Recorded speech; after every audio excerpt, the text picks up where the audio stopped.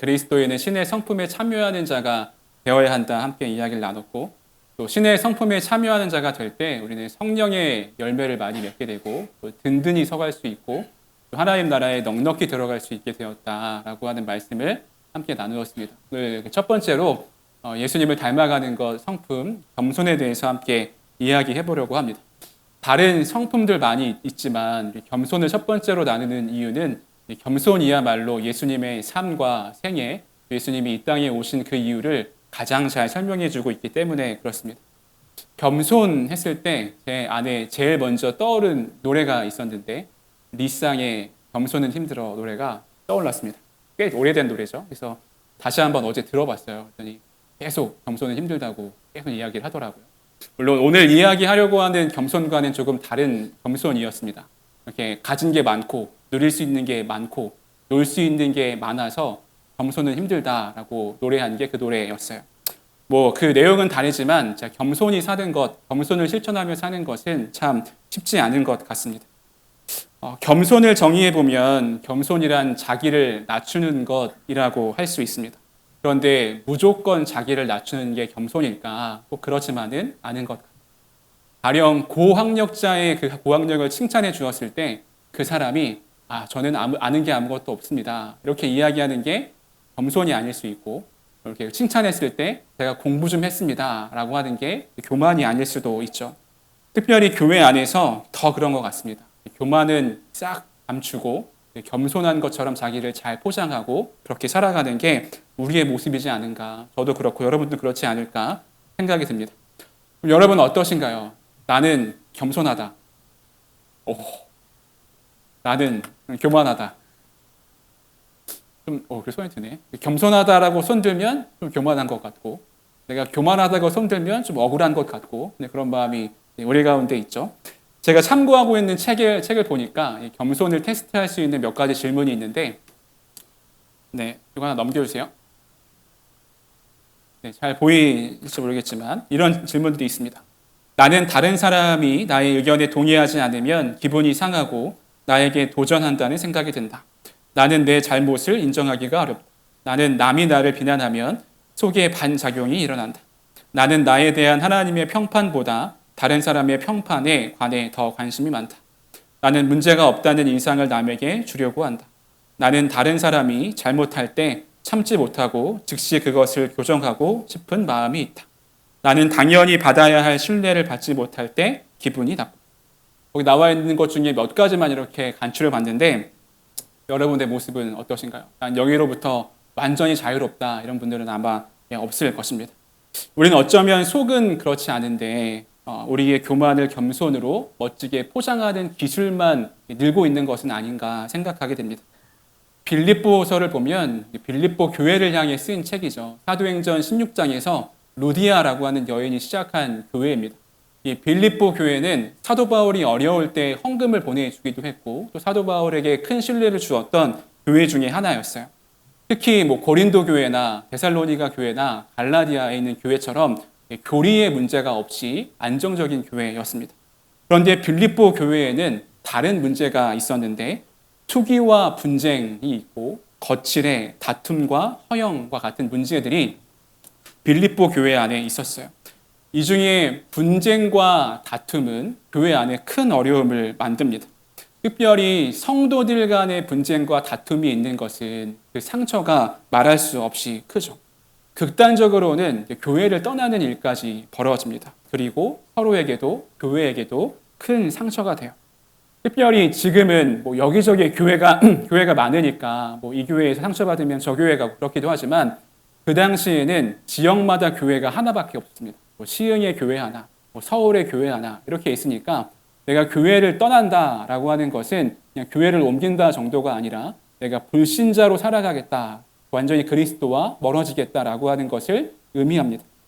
이렇게 보면 차라리 불신자와의 다툼이 나은 것 같아요. 우리가 깨어진 세상 속에서 하나님 나라의 가치관을 실현하려고 살다 보면 불신자와 어쩔 수 없는 갈등을 겪을 때도 있습니다.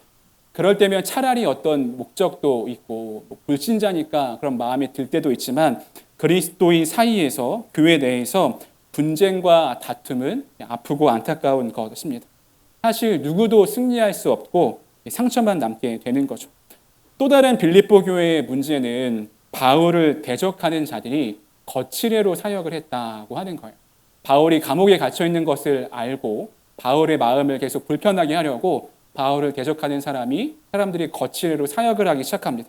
이 거칠애의 다른 성경의 표현으로는 신약 마태복음이나 복음서를 보면 바리새인의 외식과 같은 말이에요. 즉 순수하지 못한 마음으로 열심인 척하면서 사역을 해왔다는 것입니다. 그런 이들에게 바울은 이렇게 권면합니다. 2장 3절 초반부에 보니까 아무 일에든지 다툼이나 허영으로 하지 말고 라고 이야기합니다. 여기서 말하는 다툼은 이기적인 야망이고요. 허영은 헛된 영광입니다. 그러니까 이기적인 야망이나 헛된 영광으로 그 삶이나 사역을 살아가지 말라라고 이야기하는 것이죠. 교만한 모습이고 겸손과 머리가 먼 것입니다. 이런 이들을 보면서 바울이 빌립보 교회에게 간절히 품었으면 하는 마음에 대해서 이야기하는데 2장 3절 보면 오직 겸손한 마음으로 라고 이야기합니다. 바울이 무엇을 요구하고 있나요? 겸손한 마음으로. 투기나 허영이나 분쟁과 다툼, 거칠애로 삶을 살지 말고 오직 겸손한 마음으로 삶을 살아가고 사역을 행해라 라고 이야기하고 있어요. 여러분, 교만은 하나님이 가장 싫어하시는 죄 중에 하나입니다. 그래서 성경 곳곳에 보면 교만에 대해서 심각하게 경고하고 있는 말씀들이 많이 등장하고 있는 것을 이야기하고 있어요. 그렇다면 겸손은 어떤 모습일까? 우리 다음 3절 마지막 부에 보면 각각 자기보다 남을 낮게 여기고, 이것이 겸손입니다. 나보다 남을 낮게 여기는 것, 좋게 여기는 것, 이것이 겸손이라고 이야기하고 있어요. 이게 나보다 잘난 사람들에게는 이렇게 해주는 게 쉽습니다. 나보다 공부도 잘하고 돈도 많고 능력도 많고 운동도 잘하고 심지어 잘생기고 예쁘다, 이런 사람들을 낮게 여겨주는 것, 좋게 여겨주는 것은 사실 누구나 다 할 수 있는 일입니다. 근데 바울이 여기서 이야기하고 있는 것은 정반대의 상황을 이야기하는 거죠. 나보다 능력도 없어 보이고 돈도 없어 보이고 말도 못하는 것 같고 운동도 못하고 나보다 못하는 것 투성이인 사람을 낮게 여기라. 그것이 겸손이라고 이야기하고 있는 것입니다. 그런데 교만한 사람들은 교묘하게 이 낮게 여기라라고 하는 받침의 시옷을 지읒으로 바꿔서 행동합니다. 낮게 좋게 여기는 게 아니라 낮게 여기는 것이죠. 그것이 교만한 사람들의 특징이고 교만의 시작이에요. 낮게 여기다라고 하는 말에 이 여기라라고 하는 말은 그 헤게모니, 즉 주도권이라고 하는 말의 어원을 같이 사용합니다.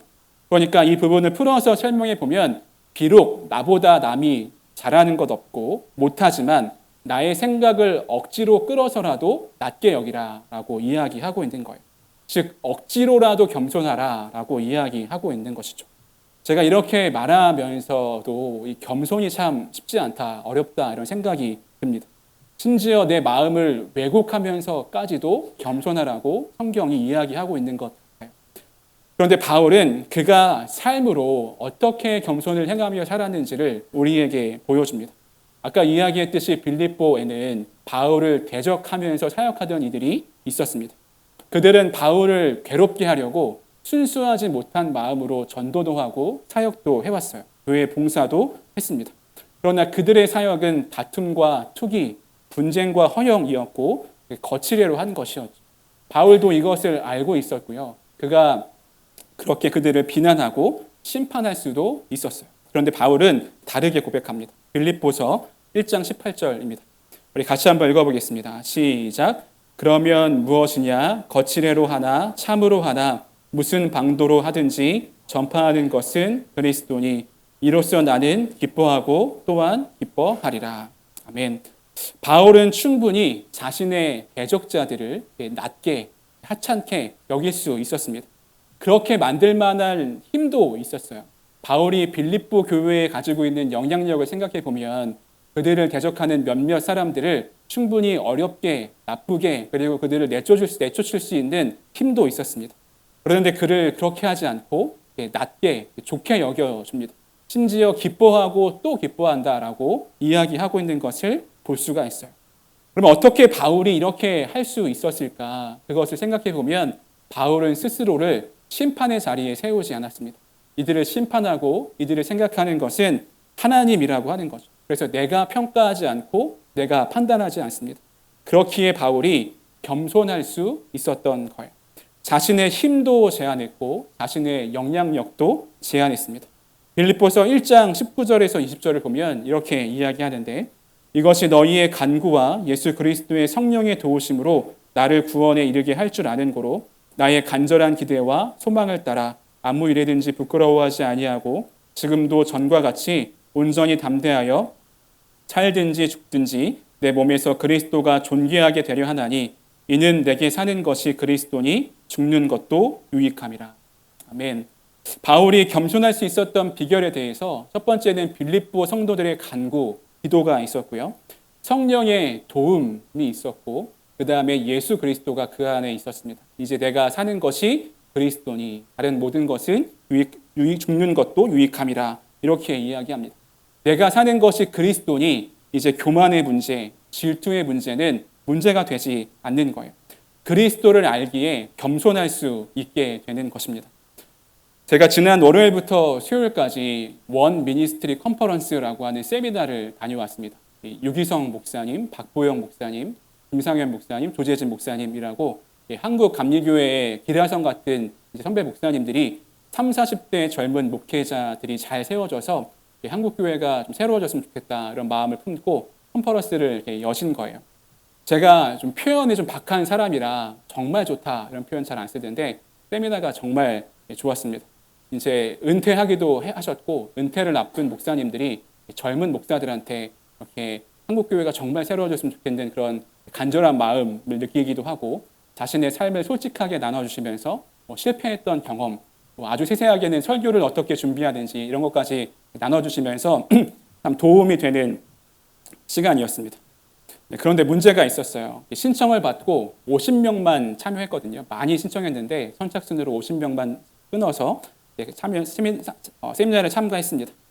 조를 나눠서 같이 앉고 나눔을 했는데 보통 30대 초반 정도 돼야 목사 한 수를 받거든요. 제가 그 모임에서 거의 이제 어린 축에 속하는 거예요. 첫 번째 조별 모임에서 자기 소개를 하는데 한 목사님이 서로 나이를 까자 이렇게 이야기하는 겁니다. 나이를 좀 알아야 한국 사회는 그런 게 있으니까 나이를 다 깠는데 제가 막내인 거예요. 근데 제가 최근에 어디에 가서 막내였던 적이 거의 없었어요. 거의 교회에만 있으니까 후배 전도사님들이 있고 제가 그렇다고 해서 후배 전도사님들에게 막 하거나 그러진 않지만 알아서 잘 이렇게 해줍니다. 그러니까 제가 막내로서의 삶을 산 지가 꽤 됐는데 거기 가니까 막내고 학교 선배님들이고 이런 거예요. 제가 정말 오랜만에 빠릿빠릿하게 움직였습니다. 보통 이제 가만히 앉아있다가 도움이 필요한가 그러면 이렇게 움직였는데 내가 해야지 하면서 막 움직였었어요. 가만히 이렇게 시간을 보내다 보니까 드는 생각이 내가 참 겸손을 많이 잃어버렸구나 생각이 들었습니다. 한 주간 겸손에 대해서 설교하려고 머릿속에 겸손에 대해 생각하고 묵상하고 있었는데 내가 섬김받는 것을 당연히 여기고 겸손한 삶을 잃어버렸구나 이런 생각이 들었습니다. 그래서 그것을 놓고 참 많이 기도하고 회개하기도 했어요. 사실 겸손은 성경에서만 강조하고 있는 것은 아닙니다. 자기계발서 같은 책을 읽어봐도 겸손하라, 겸손해야 된다. 그것이 성공의 비결이다라고 이야기해요. 다른 사람의 이야기를 잘 듣고 감사를 표현하고 잘못한 것에 용서를 구하라라고 이야기합니다. 사회생활을 하는데 필요한 처세술이라고 하면서 우리를 그렇게 가르칩니다. 그런데 그리스도의 겸손은 이와 다릅니다. 왜냐하면 그 근거가 다르기 때문에 그렇습니다.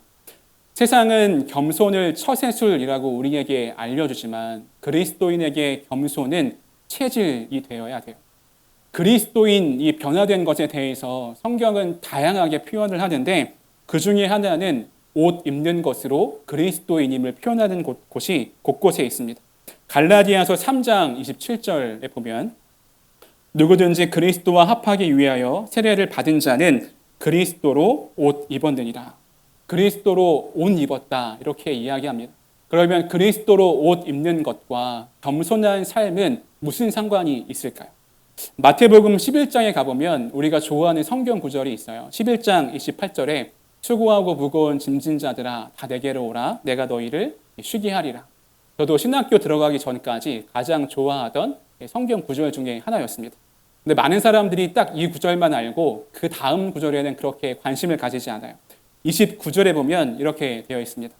나는 마음이 온유하고 겸손하니 나의 멍에를 메고 내게 배우라. 그리하면 너희 마음이 쉼을 얻으리니. 여기 보면 예수님이 스스로 나는 마음이 온유하고 겸손하다 이렇게 말씀하십니다. 즉 나는 겸손이다라고 말씀하고 있는 거예요. 그럼 우리가 그리스도를 옷 입는다라고 하는 것은 무엇을 의미하냐면 그리스도가 보이셨던 겸손을 우리도 옷 입어야 함을 말씀하고 있습니다. 그러면 그리스도가 입었던 겸손의 옷은 무엇일까요? 빌립보서 2장 5절 8절 우리가 잘 아는 말씀인데 같이 한번 읽어보겠습니다. 시작. 너희 안에 이 마음을 품으라. 그는 근본 하나님의 본체시나 하나님과 동등됨을 취할 것으로 여기지 아니하시고 오히려 자기를 비워 종의 형체를 가지사 사람들과 같이 되셨고 사람의 모양으로 나타나사 자기를 낮추시고 죽기까지 복종하셨으니 곧 십자가에 죽으심이라. 아멘. 너희 안에 이 마음을 품으라. 예수님의 마음을 품으라 라고 꼭 설명한 다음에 이야기한 다음에 무엇을 설명하냐면 그리스도가 행했던 겸손을 보여줍니다. 하나님이시면서 동등됨을 취하지 않고 자기를 비워 종의 형체를 가지시고 죽기까지 하신 분, 부활하신 분, 그것이 그리스도이고 그가 보이신 겸손이라고 하는 거예요. 여러분, 아담은 스스로가 하나님이 되기를 원했습니다. 그래서 선악과를 따먹고 신이 되기를 원했습니다. 우리도 때로는 우리가 하나님이 되고 싶은 마음이 큽니다. 내가 내 삶의 주인 되어서 내가 원하는 대로 하고 싶은 게 우리의 연약함이고 죄성이기도 해요. 그런데 하나님이신 그분이 그 자리를 박차고 내려와서 가장 낮은 곳으로 오셨습니다. 여러분, 예수님이 나신 말, 구유 이런 그림 보면 굉장히 이렇게 잘 그려놓기도 하고 뭔가 감동적이기도 하고 그런 그림들이 많지만 사실 동물들 사는 축사 이런 데 가보면 정말 더럽기도 하고 냄새가 많이 나기도 합니다. 여러분, 예수님 당하신 고난도 생각해 보면 예수님이 십자가 지기 전까지 가셨던 그 길, 매 맞고 조롱당했던 그 길은 예수님이 자란 곳이었어요. 그럴 일은 없겠지만 여러분, 매화동에서 자라신 분들이 매화동에서 옷이 다 찢겨진 채 메인 도로를 걸으면서 채찍도 맞고 욕도 듣고 그렇게 한다면 얼마나 이 아픈 것보다도 더 수치스럽지 않을까 생각을 하게 됩니다. 예수님이 그렇게 겸손한 모습을 행하셨다고 하는 것입니다. 우리를 위해서 그렇게 하는 것이죠. 내가 스스로 그래서 겸손을 만들어내려고 해서는 안 됩니다. 자기 중심성이 가득한 사람들에게 인간은 겸손보다 교만이 더 빠르기 때문에 그렇습니다. 우리는 다른 사람을 판단하고 비난하는 데는 아주 정확하고 빠릅니다. 다른 사람이 나의 감정이나 기분을 상하게 하면 일단 적으로 생각하고 공격 자세를 취하기도 해요. 논리적이지 않고 합리적이지 않으면 참지 않습니다. 다른 사람에게는 문제가 아주 많고 그에 비하면 나는 아무 문제가 없다 이렇게 생각하기도 합니다. 자기 중심적인 사고와 교만이 가득하기 때문에 그런 것이죠. 참 겸손은 인간의 내부에서 찾을 수 없습니다. 외부에서 와야 하고 그리스도를 옷 입음으로 그것이 가능합니다. 예수님은 자신의 모든 것을 하나님께 다 내어드렸어요. 겟세마네 동산에서 나의 원대로 마옵시고 아버지의 원대로 되길 원합니다 라고 기도하셨습니다. 내 능력, 나의 뜻, 나의 영광, 나의 사역과 가르침이 하나님께로부터 온다라고 하는 것을 인정하고 그렇게 기도하고 그렇게 행하시는 것을 볼 수가 있습니다. 이 말씀을 준비하면서 참 마음이 불편했습니다. 왜냐하면 저도 여러분에게 설교하려고 준비를 했지만 나도 잘 못하는데 이런 마음이 좀 들어서 그랬던 것 같아요. 겸손하자라고 이야기하지만 나에게도 이런 겸손이 부족한데 이런 마음이 들기 때문에 그렇습니다. 지난 금요일 새벽에 설교를 마치고 기도하다가 하나님께 받은 마음이 있습니다. 티가 났는지 안 났는지 잘 모르겠지만 나름 제가 요 몇 주간의 기간 동안 영적인 침체까지는 아니더라도 영적으로 이렇게 막힌 것 같은 느낌이 제 삶에 좀 있었어요. 연말이어서 바쁘기도 했지만 삶이 크게 달라진 것은 없었습니다. 매일 큐티도 하고 새벽 예배도 가고 성경도 읽고 시편도 묵상하고 반복적으로 하는 일들도 잘 감당하고 있었습니다. 근데 뭔가 달라지기 시작한 거예요. 주일 2부 예배 때 찬양 인도를 하는데 원래 그 전에는 그래도 함께 예배하는 회중들이 같이 찬양하는 느낌을 받으면서 찬양을 했었다면 요 몇 주간은 그냥 혼자 하고 있는 느낌이 듭니다. 그래서 다 이렇게 관람하시는 것 같고 찬양팀만 앞에서 하고 있는 느낌이 듭니다.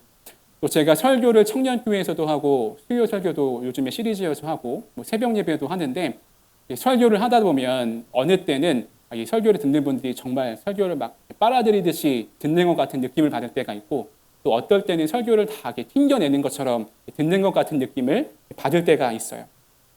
근데 이 몇 주간에 여러분이 어떻게 듣는지와 상관없이 제가 느끼기에 뭐 청년교회도 그렇고 수요 예배도 그렇고 새벽 예배도 그렇고 뭔가 말씀을 하는데 다 튕겨져 나가는 것 같은 느낌이 들었습니다. 지난주에 세미나를 다녀오고 마음도 괜찮아지기도 했고 좀 이렇게 은혜가 가득하기도 해서 이제 오늘 수요 예배는 잘할 수 있겠다 이런 마음으로 딱 올라갔는데 여지없이 뭐 제 성에 안 찬 건지 뭐 설교가 그렇게 잘 준비가 안 되었던 건지 다 반응이 별로 아니다라는 생각이 들었습니다. 금요 새벽 설교를 하는데도 비슷한 느낌을 들었어요. 그래서 다 끝나고 내려와서 기도를 하는데 뭔가 허탈한 느낌도 들고 자괴감이 몰려오기도 하고 또 내가 괜찮은 설교자가 맞는지 또 괜찮은 찬양 인도자가 맞는지 목회를 잘하고 있는 건지 이런 마음이 확 밀려오더라고요. 근데 그렇게 기도를 한참 하는데 저에게 하나님이 주신 마음이 있었습니다. 설교는 누가 하고 누구를 위해 하는 거냐? 찬양 인도는 누가 하고 누구를 위해 하는 거냐? 목회는 누가 하고 누구를 위해 하는 거냐? 이런 마음을 주시더라고요. 그러면서 제 마음을 보게 됐는데 제 마음 속에 설교 이 정도면 괜찮지, 뭐 나쁘진 않지. 저 스스로 그렇게 생각하고 있던 거예요. 찬양인도 뭐 해온 세월이 있는데 제가 거의 고1 때부터 찬양인도를 해서 거의 20년 가까이 찬양인도를 했거든요. 뭐 이 정도면 뭐 괜찮지 이런 마음이 있었고 목회에 대해서도 뭐 이 정도면 특출나진 않아도 어디 가서 빠지지 않을 정도로 목회를 하고 있지 이런 마음이 제 안에 있었습니다. 이게 몇 주간 나에게 영적인 침체처럼 느껴지도록 하신 것이 이것을 깨닫게 하시려는 하나님의 마음이구나 기도하면서 그것을 알게 되었어요. 나도 모르게 내 안에 싹 터서 쑥쑥 자라오는 교만을 하나님이 지금 한번 끊으시려고 하는구나 라고 하는 것을 깨닫게 되었습니다. 그리고 다시 겸손을 옷 입어야 하는 거구나 하는 것을 깨닫게 되었습니다. 기도하다가 그렇게 깨달으니까 마음의 평안이 이렇게 찾아왔습니다. 물론 이게 다 해결된 건 아닌데 평안이 찾아왔어요. 그리고 제 갈 길이 보였습니다. 교만하지 않고 겸손해야 하고 하나님을 더 의지해야 되는구나. 내가 좀 할만하다 싶을 때 하나님은 꼭 이걸 지켜서 겸손하게 하시는구나 하는 생각을 하게 되었습니다. 오늘 설교를 준비하면서 이 이야기를 할까 말까 한참을 고민하다가 하나님이 주시는 마음이 분명해서 여러분에게 나눴습니다. 여러분은 어떠신가요? 제가 했던 고민과는 다른 삶의 형편과 상황이 있을 거예요. 뭔가 막혀 있는 것 같은 부분이 있을 수도 있습니다. 아니면 내가 이미 너무 교만해져서 겸손과는 담을 쌓고 있거나 나의 교만을 알아차리지 못할 정도로 교만해 있을 수도 있습니다. 여러분, 겸손하기 위해서 가장 중요한 것은 철저하게 예수님이 내 삶의 주인 되어야 한다고 하는 것입니다. 이만큼이면 됐지. 이만큼이면 할만하지 하고 싶은 순간에 우리는 꼭 넘어지게 되어 있어요. 여러분, 우리 삶의 아주 거창한 일부터 작은 일까지 겸손해 보시기 바랍니다.